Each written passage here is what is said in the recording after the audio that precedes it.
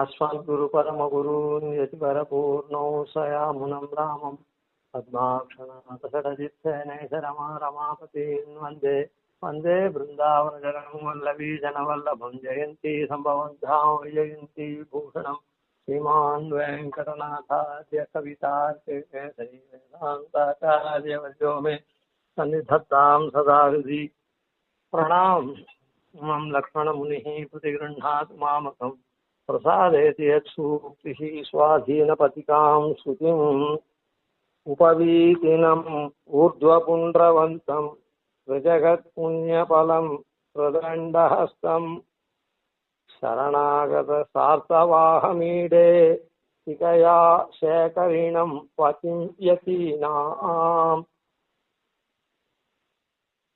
10 ஸ்லோகங்கள்னாலே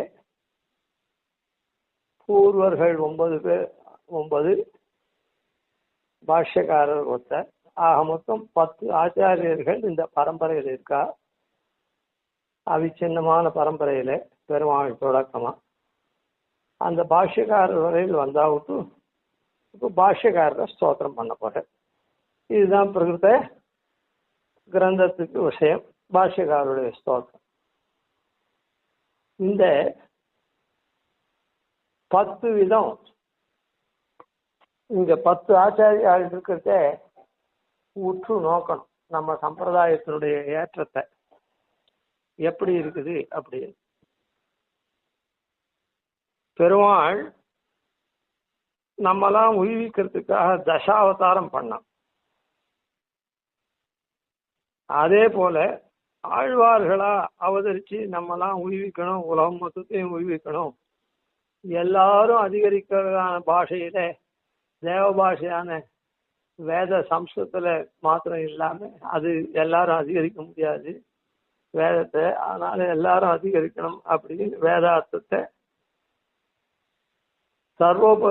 மேகங்கள் சமுத்திர ஜலத்தை வாங்கி சர்வோபஜீவியமான தண்ணீரா உமிழுமா போலே அப்படின்னு வேதார்த்தங்கள்ல இருக்கக்கூடிய அர்த்தத்தெல்லாம் மிக்க வேதியர் வேதத்தின் உட்பொருள் நிற்கப்பாடி அப்படின்னு தெரிஞ்சுக்கிற ஆழ்வார்கள்லாம் எல்லாருக்கும் அனுசந்திச்சு தெரிஞ்சுக்கிற மாதிரி தெரிஞ்சுக்கிறதுன்றது எதுக்குமே ஒரு ஞானம் வேணும். அனுசந்திக்கிறதுன்றது அவாவா பாஷையில இருந்ததுன்னா அவாவா எளிமையா இருந்ததுன்னா அனுசந்திக்க முடியும். சரி, அத மாதிரி சங்கிரகித்து காட்டினார், திவ்ய பிரபந்தங்களா அருளினார்னு சொல்றார். அப்பவும் அந்த ஆழ்வார்களை சொல்லிட்டு அபிநவமாக ஒரு தசாவதாரம் பண்ணி எம்பெருமான் அப்போ ஒரு தசாவதாரம் பண்ணா தானே, இப்போ அபிநவமா ஒரு தசாவதாரம் ஆழ்வார்கள் ரூபேன ஒரு தசாவதாரம் பண்ணி பெருமாள் பண்ணான் அப்படின்னு. இப்போ இந்த இடத்துலயும் 10 ஆச்சாரியால் தான். அதுக்கு கீழே பாஷ்யக்காருக்கு கீழே தான் அப்புறம் பிரியுது. அதாவது நம்ம ஆச்சாரியன்லேருந்து பாஷ்யக்காரர் போய் சேர்றது. இன்னொருத்தர் ஆச்சாரியன் எல்லாரும் லோகத்துல யாரா இருக்காளோ அவளோட ஆச்சாரிய பரம்பரை அப்படியே பாஷ்யக்காரர் போய் சேர்றது. பாஷ்யக்காரிலேருந்து தான் 74 கால்களா பிரியுது. அதுக்கு முன்ன அப்படியே 10 பேர். இப்போ இப்படி 10 அவதாரங்கள் பெருமாள் இப்போ ஆச்சாரிய அவதாரம் பண்றது. யார் பண்ணியிருக்கான்? ஸ்ரீமன் நாராயணன் பண்ணானா, மகாவிஷ்ணு பண்ணானா, இல்லை வாசுதேவன் பண்ணானா, பகவத் வாசுதேவன் அஷ்டாட்சர பிரதிபாத்தியன் பண்ணானா, இல்லை ஷடக்ஷர பிரதிபாத்தியன் பண்ணானா, துவாதசாட்சர பிரதிபாத்தியன் கிருஷ்ணா பண்ணானா அப்படின்னு சொன்னா எல்லாரும் ஒண்ணுதான். ஆனா இப்போ சிருஷ்டி ஸ்திதி சம்ஹாராதிகள்லாம் சங்கர்ஷனை பிரத்யும்ன அனிருத்தன் 2 குணங்களை கொண்டு பண்ணார் அப்படின்னு சொல்றமோ இல்ல. அந்த ரூபத்தினால அந்தந்த ரூபத்துல எப்படி ஒரு வியக்தி விசேஷம் ஒவ்வொரு கம்பெனியில ஒவ்வொரு கேடர்ல இருந்து அவர் அந்த கம்பெனியை நடத்துறார். ஒரு கம்பெனியில எம்டின்னு விவகாரம், ஒரு கம்பெனியில சேர்மன் ஒரு விவகாரம், ஒரு கம்பெனியில ஏதோ ஒரு டைரக்டர் ஃபுல் டைம் டைரக்டர்னு விவகாரம், அந்த மாதிரி வச்சுக்கோங்களேன். ஏதோ ஒவ்வொரு கம்பெனிலையும் ஒவ்வொரு ஸ்தான விசேஷத்துல இருந்து அதை போல பெருமாள் மொத்தம்தான் பல ஸ்தான விசேஷங்கள்ல பல ரூபங்கள்ல இருந்து ஒவ்வொரு காரியத்தை பண்றான் அப்படின்னு சொல்றா போல இந்த இடத்துல பெருமாள் தான் இந்த 10வது ஆச்சாரியர்.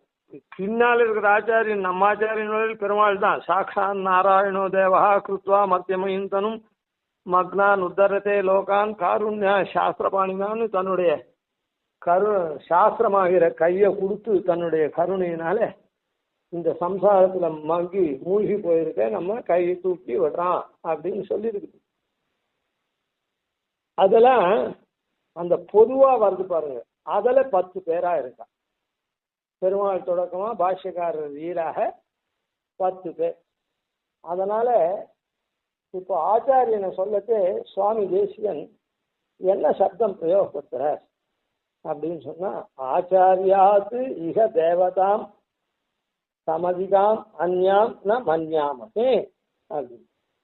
அங்க கூட சாக்ஷான் நாராயணா கிருத்வா மத்தியமையும் தன்னும்னு சொல்லல. அங்க யார் நாராயண அதான் அங்க என்ன சொல்லிட்டு சாக்ஷான் நாராயணோ தேவா கிருத்வா மத்தியமையும் தனும் அப்படின்னு. தேவன் தான் தேவன்னு சொல்லிட்டா அது இந்திர சந்திராதிகள்லாம் நினச்சிக்க போறாளே அப்படின்றதுக்காக நாராயணோ தேவஹா அப்படின்னு சொல்லி சாட்சாத் நாராயணனா இருக்கிறவன் இந்த மாதிரி பண்ணான்னு சொல்ல, நாராயணனா இருக்கிற தேவன் தேவனா இருக்கிற நாராயணன் அப்படின்னு சொல்லணும்னு அவசியம் இல்லை. நாராயணன் தான் தேவனா இருக்கு. அப்போ இந்த இடத்துல தேவ சப்தம் பிரதானம். அதனாலதான் ஆச்சாரியாது இந்த ஆச்சாரியனை காட்டிலும் இக தேவதாம் அந்த தேவத்தையே சமதிகாம் இவனுக்கு சமமாவோ அதிகமாவோ நான் நினைக்கல, நான் மன்யாமகே அந்யாம் நான் மன்யாமகே அப்படின்னு சொன்னார். இது பல தடவை இந்த எத்திராய சக்தி உபன்யாசத்திலே கேட்டுருக்குங்க. எதுக்காக சொல்ல வரேன்னா அங்கே தேவசப்தம் தான். ஏன்னா தேவசப்தம் தான் தீபத்து. அதனால அப்படியே பிரகாசிக்கிறான் நமக்கு ஞானத்தை. நதேவா எஷ்டு மாதாய ரக்ஷந்தி பசுபாலவத்து அப்படின்னு பசுவெல்லாம் ஓட்டுற மாதிரி கொம்பை எடுத்துட்டு இப்படி இப்படி தட்ட மாட்டான். மாடெல்லாம் வலது பக்கம் திரும்பணும்னா இடது பக்கமா தட்டினாங்கன்னா அப்படி திரும்புன்னு அர்த்தம், வலது பக்கமா தட்டினாங்கன்னா இப்படி இடது பக்கம் திரும்புன்னு அர்த்தம். எந்த பக்கம் தட்டானோ அந்த பக்கத்துல இருந்து மடக்கி இந்த பக்கம் போற மாதிரி சொல்லணும்னா ஸ்டீரிங் கூட என்ன பண்றோம், எந்த பக்கம் திரும்பணுமோ அந்த பக்கம் திருப்பறோம்னு சொல்றோம். ஆனா அதுக்கு எதிர் பக்கத்துல இருக்கிறது, இப்போ நாம உட்காந்துருக்கோம் லெஃப்ட் ஹேண்ட் சைடு திரும்பணும் வண்டி அப்படின்னு சொன்னா அந்த ஸ்டேரிங்க லெஃப்டா தான் சுத்துறோம், இடது கை பக்கமா தான் சுத்துறோம். ஆனா எங்கேருந்து சுத்த ஆரம்பிக்கிறோம், வலது கை பக்கத்துல வச்சு கைய அந்த ஸ்டேரிங்க இப்படி இடது கை பக்கமா திருப்போம். அதை போலதான் மாட்டை வலது பக்கம் அடிச்சான்னா அது இடது பக்கம், சரி இடது பக்கம் அடிச்சான்னா அது வலது பக்கம் போகும். இந்த ஸ்டேரிங் மாதிரி இப்போ வலது பக்கம் நாம போகணும்னா ஸ்டேரிங் என்ன பண்ணுவோம், இடது பக்கத்துல கையை வச்சு அங்கேருந்து ஸ்டேரிங்கை திருப்பி கொண்டு வரும். சரி, அதாவது பெருமாள் என்ன பண்றான், என்ன புத்தி யோகம் ததாமிட்டே, புத்தி யோகம் தான், புத்தி சம்யோகம் தான், புத்தி தான் நமக்கு தரான். யாரை ரட்சிக்கணும்னு நினைக்கிறானோ அவனுக்கு புத்தி யோகத்தை தரான், நல் புத்தியை தரான் அப்படின்னு சாஸ்திரம் சொல்லு. அதான் அப்படி நல் புத்தின்னா பிரகாசிக்கிறான்னு அர்த்தம். அதனால தேவ சப்தம், தேவன்னா தீகதி, அதாவது யார் பிரகாசிக்க முடியுமோ அவன் தேவன் அப்படின்னு பொதுவான அர்த்தம். அதனால அங்க சாக்ஷான் நாராயணா தேவஹா அப்படின்னு சொல்லி அதே மாதிரிதான் சுவாமி தேசிகனும் ஆச்சாரியா திக தேவதாம் சமதிகாம் அந்யான் மன்யாமகே அப்படின்னு சொல்ல. சரி, இப்போ இதுல இருந்து நம்ம என்ன தெரிஞ்சுக்கிறோம்னு சொன்னா, இப்போ இந்த 10 ஆச்சாரியால இங்க பெருமாளே இருக்கான். அப்புறம் வருஷல பாஷ்யக்காரர்கள் 10 பேர். தேவ சப்தத்துக்கு என்ன அர்த்தம் சொல்லியிருக்குது அப்படின்னு சொன்னா, திவுன்றது தாத்து. தேவ சப்தத்துக்கு தாத்து என்ன? திவு. திவு என்னென்ன அர்த்தத்துல பிரயோகப்பட்டது அப்படின்னா, திவு கிரீடா, விஜிகீஷா, வியவஹார, த்யுதி, ஸ்துதி, மோத, மத, ஸ்வப்ன, காந்தி, கதிஷு இப்படின்னு 10 அர்த்தங்கள்ல பிரயோகப்பட்டு 10 அர்த்தங்கள்ல அதான் அந்த தாத்துவுக்கு 10 அர்த்தங்கள் சொல்லியிருக்கு. அந்த 10 அர்த்தங்கள்னாலதான் அது பூர்ணமா தேவசப்தம் யாரிடத்துல இருக்குது அப்படின்னா எம்பெருமான இடத்துல தான் இருக்குது அப்படின்னு. அதனாலதான் தேவோ நுபமாதனோது, நமக்கு தேவனா இருக்கப்பட்டவன் சுபத்தை தரட்டும் அப்படின்னு. ஏன்னா அந்த தேவன் தான் இப்ப நம்ம நல்வழிப்படுத்துறதுக்காக 10 அவதாரம் பண்ண போறான். அதனால ரங்கன் இந்த மாதிரி தரட்டும்னு சொல்லலை, ரங்கநாதா சுபமாதனோத்து அப்படின்னு சொல்லலை. ரங்கநாதனுடைய ஸ்லோகம் தான், ஸ்தோத்திரம் தான். அவன் 10 அவதாரம் எடுத்திருக்கான். அங்க தசாவதாரம் சந்தி கூட இருக்குது சன்னதியினுடைய ஐசிங்கருடைய கைங்கரியத்துல. அப்படி அங்க சொல்லட்டே தேவோன சுபமாதனோத்து, தேவஹா நமக்கு சுபத்தை நல்கட்டும் அப்படின்னு சொன்னான். ஏன்னா அவன் 10 அவதாரம் எடுக்கிறான். 10 அவதாரம் எதுக்கு எடுக்கிறான்? இந்த தேவ சப்தார்த்தம் அவனிடத்துல தான் முக்கியமா இருக்குது. தேவ சப்தத்துக்கு 10 அர்த்தங்கள் இருக்குது. அந்த 10 அர்த்தமும் அவனுக்கு தான். அதனால அந்த 10 அவதாரம் எடுத்திருக்கான் அப்படின்னு அங்க சொல்றோம். அதனால இப்ப அதே போல இந்த இடத்துலயும் 10 ஆச்சாரியால நமக்கு வந்திருக்கு. அத பொதுவா ஒரே ஸ்ட்ரீம்னு சொல்றமே, ஒரு காலம் அப்படியே வருது 10 ஆச்சாரியம். அதுக்கப்புறம் அது கீழே அவரால் நியமிக்கப்பட்டு 74 சிம்மாசனம், அதுக்கு கீழே கீழே கீழே அப்படியே நிறைய வந்துருக்கு. இங்காகே தீர்த்த பகுலாம் சீத்தளாம் குரு சந்ததின்ற ரீதியில நிறைய சீத்தளமான ஆச்சாரிய சந்ததிகள் அப்புறம் பெருக்கா வந்துருக்கு. ஆனா ஆரம்பத்துல இது என்னன்னா 10 அவதாரங்கள் அப்படியே வருது. 10 அவதாரம். ஏன்னா அவன் 10 விதமா நம்ம காக்கிறதுக்காக எப்படி அபிநவமா தசாவதாரம் பண்ணானோ அந்த மாதிரி இந்த இடத்துல தான் முதல்ல ஒரு தசாவதாரம் பண்ணா, இப்ப 10 ஆச்சாரியால இங்க அவதாரம் எப்படி அப்படின்னு சொன்னா, அந்த 10 அவதாரத்தை முதல்ல கொஞ்சம் சொல்லுவோம். அதுக்கப்புறம் அதே போல இது அப்படின்றது. முதல்ல மத்ஸ்ய அவதாரம். மத்ஸ்ய அவதாரம். அதனால மத்ஸ்ய அவதாரம் என்ன பண்றது? முதல் திவு கிரீடா, அப்படியே அந்த மத்ஸ்ய அவதாரம் கண்ணை போட்டுண்டு அந்த அலை நடுவுல அப்படியே நிர்மக்ன சுதிஜால மார்கண தசா அப்படின்னு அப்படியே விளையாட்டா அது அப்படியே அந்த வேத ராசிகளை தேடுறது அப்படின்னு சொல்றாரு. அதனால திவு கிரீடா, அதனால தன்னுடைய சங்கல்பத்தினால விளையாட்டா அதை அந்த கடல்ல அப்படியே தேடுறது. அதனால அந்த திவு கிரீடா அப்படின்ற தாத்துவனுடைய அர்த்தத்தை காண்பிக்கிறவனா மத்ஸ்ய அவதாரம் பண்ணான். ரொம்ப விவரமா சொல்லலை, ரொம்ப சுருக்கமா சொல்றேன், ஓரளவுக்கு புரியுற மாதிரி சொல்றேன். அது கிரீடா அப்படின்ற முதல் தாத்து அர்த்தத்தை காண்பிக்கும். அதுக்கப்புறம் விஜிகீஷா, கிரீடா விஜிகீஷான்னா வெற்றி, காங்கர் பண்றது, வெற்றி பெற்று தரத்தை காண்பிக்கிறது. மத்ஸ்யாவதாரம் என்ன பண்றது? அவ வாசுகிய கயரா வச்சுண்டு மந்தரமலையை மத்தா வச்சுண்டு கடையச்சே, தேவர்களுக்கு வெற்றி வரணும், அமிர்தம் அவளுக்கு கிடைக்கணும் அப்படின்றதுக்காக பெருமாள் என்ன பண்ணா, அந்த மந்தரமலையை தாங்கக்கூடிய மத்தினுடைய அடிபாகமா கூர்மமா இருந்தான். எதுக்காக? தேவர்களுக்கு அமுதத்தை தரணும், தேவர்களுக்கும் அசுரர்களுக்கும் தானே போர். அதில் பெருமாள் அமிர்தம் கடைஞ்சி அதை இது பண்ணணும், அந்த சரித்திரம். அதனால அந்த அமிர்தத்தை கடையிற சமயத்துல இந்த அமிர்தம் வரணும் தேவர்களுக்கு அப்படின்றதுக்காக அப்புறம் அமிர்தம் யாருக்கு அப்படின்னு வரச்சே பெருமாள் அங்கே வந்து பெண்ணாகி இன்னமுதம் மஞ்சித்தானேன்னு மோகினி அவதாரம் எடுத்தான்றதெல்லாம் இருக்கட்டும். ஆனால் முதல்ல கடையத்துக்கு ஹேத்து பூத்தமா அந்த அமிர்தம் வரத்துக்கு பெருமாள் என்ன பண்ணா, கூர்மமா இருந்து அதை தாங்கினான் அந்த மலையை. எதுக்காக? வெற்றி வரணுன்றதுக்காக. அதனால விஜிகீஷா அப்படின்னு திவு கிரீடா விஜிகீஷா. வியவஹார வியவஹார அப்படின்னா விவகாரம்னா அவனுடைய நடத்தை, அவனுடைய நடத்தைய சொல்றது விவகாரம்ன்றது. பாசி தூர்த்து கிடந்த பார்மகற்கு பண்டொரு நாள் மாசுடம்பில் நீர்வாரா மானமிலா பன்னியாம். மானம்னா அளவுன்னு அர்த்தம்.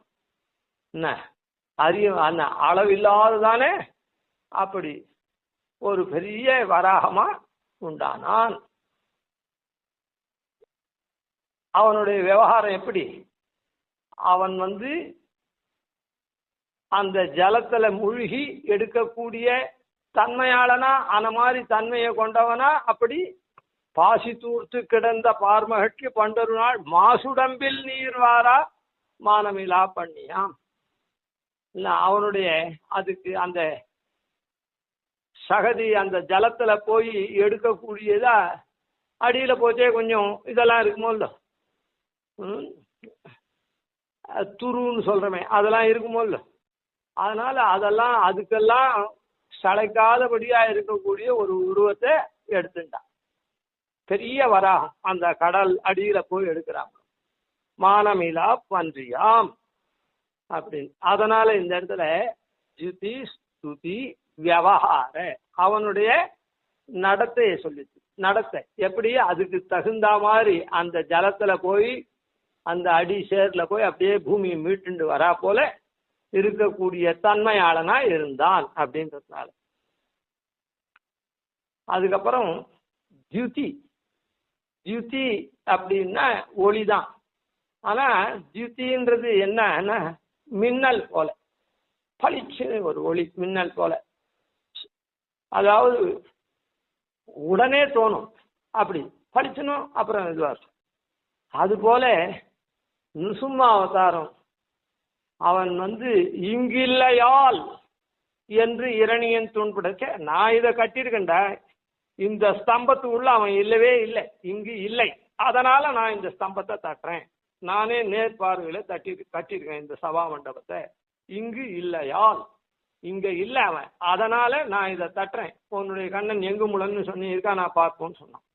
உடனே அவன் என்ன பண்ணான், ஒரு மின்னல் போல பெரிய தேஜோ விசேஷமா வந்தான். தியுதி தியுதிஹி அப்படின்றது மின்னல் போல ஒளியோட, அதாவது ஒரு சீக்கிரத்துல. மற்ற ஒளியெல்லாம் அப்படி இல்லை, ஏத்தினோடனே ஒளி எல்லாத்துலேயும் வரும், சின்ன வழக்கு ஏத்தினா கூட. ஆனா அப்படி பிரகாசமா நாம இந்த இடத்துல தெரியும், எவ்வளோ திரி போடுறோமோ அவ்வளோ ஒளி. சூரியன் ஒளி கூட தெரியுறதே தவிர, காத்தால கொஞ்சம் ஆரம்ப தசையில முழு சூரியன் வெளியில வந்தா கூட கொஞ்சம் சிகப்பா இருந்து அதுவா இருந்து இதுவா இருந்து திட்டமான ஒளியோடு இருந்து அதுக்கப்புறம் தான் ரொம்ப பிரகாசமாகும். மின்னல்ன்றது அப்படி இல்லை, ஸ்பான்டேனியஸ் சொல்றோமே, ஆன மாதிரி நிசுமாவதா, அதுதான் தியுதி.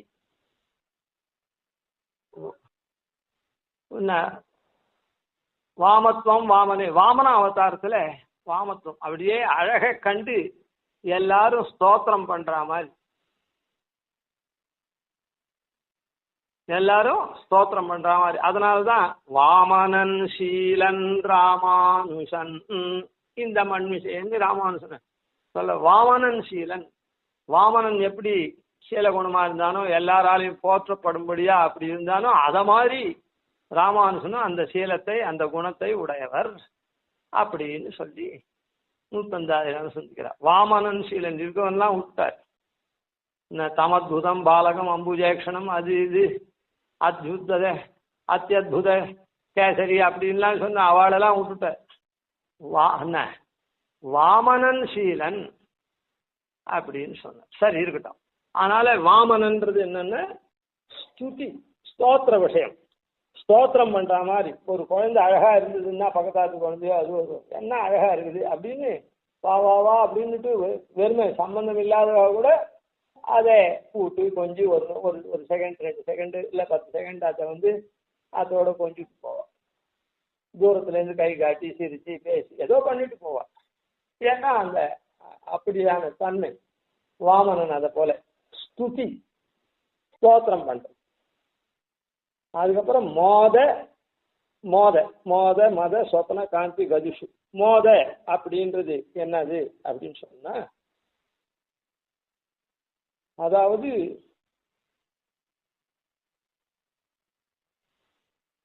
சந்தோஷம். மோதன்னா ஒரு சந்தோஷம் ஆனந்தம் அந்த மாதிரி. அப்போ இங்க பரசுராம அவதாரம் பரசுராம அவதாரத்துல மோதமா அப்படின்னா மோதம் தான். அதாவது இந்த மத தான் இங்க இருக்குது. ஆனா இவருக்கு மதம் பிடிச்ச ஒரு மாதிரி இருந்தார் அப்படின்னு சொல்லலாம் போல தோணும். அப்படி இல்லை. அந்த அவர் என்ன மோதம் சந்தோஷத்தினாலதான் சந்தோஷமா இருந்து தான் கற்ற இதெல்லாம் தானம் பண்ணிட்டு தத்வா கர்மணி தட்சிணாம் கொசனதாம் ஆஸ்கந்த சிந்தும் வசந்தி அப்படின்ற ரீதியில அவர் கோவப்பட்டு வெறியாட்டம் ஆடினார். 21 தலைமுறை அழிச்சார். அது இல்லை என்ன. அதுக்கப்புறம் இந்த மாதிரிலாம் கற்றுட்ட ஒரு இதுல மொத்தத்தையும் தானமா கொடுத்து சந்தோஷமா தானமா கொடுத்துட்டு தான் ஒரு பக்கத்துல தலைப்பையில போட்டு இழுத்து கொஞ்சம் போறோம் அந்த பூமியில இருந்தார். அதனால பரசுராம அவதாரத்தை மோதம் அப்படின்னு மோத குணத்துக்காக அந்த பரசுராம அவதாரம். அதுக்கப்புறம் மதம். மதம்னா மதம் பிடிச்சி திரியறது அப்படின்னு பொதுவா நாம சொல்றோம். அப்படி இல்லை, நிலையா நிக்கிறதுன்னு அர்த்தம். மதம் பிடிச்சது அப்படின்ற இடத்துல மதத்துக்கு அர்த்தம் என்னன்னா நிலையா இருக்கக்கூடியது.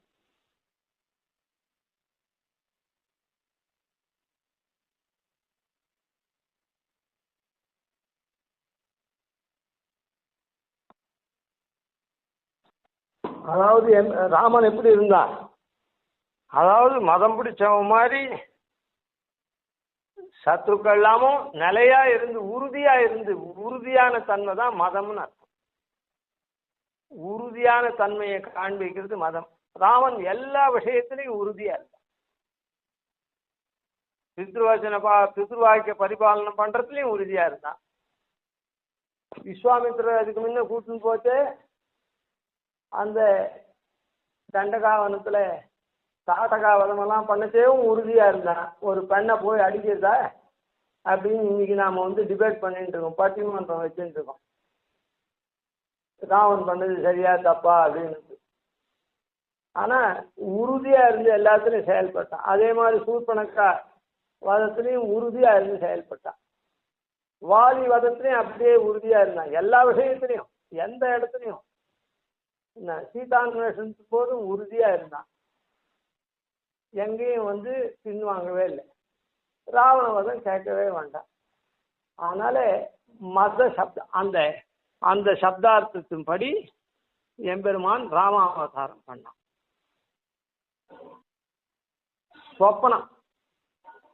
சொப்பனமா அதாவது பலராமன் கண்ணனுடைய தமையனார். ஆனா பலராமன் என்ன பண்ணா அப்படின்னு சொன்னா பலராமன் கூட பிரலம்பாசுரன் அப்புறம் எல்லாத்தையும் அவன் நிறைய பண்ணியிருக்கான். அதாவது கௌரவ பட்டணத்தை அப்படியே இதை அழிச்சான், அப்படியே கவுத்துட்டான் இழுத்து. இவனுக்கு கலப்பு ஆயுதம், கலப்பையால் இப்படி இழுத்து அப்படி ஒரு கவுத்துட்டான். அதுக்கப்புறம் பிரலம்பாசுரன் அவன் இவன் எல்லாரையும் இது பண்ணான். ஆனால் இவனுடைய லீலைகள் இருக்கு, பலராமனுடைய லீலைகள் இந்த லீலைகள் கண்ணனுடைய லீலை இருக்குதே, பால்யா பிரபுத்தி பண்ணது, அவன் கண்ணனோட கூட பால்யா பிரபுத்தி சேர்ந்து இருந்தானே, இது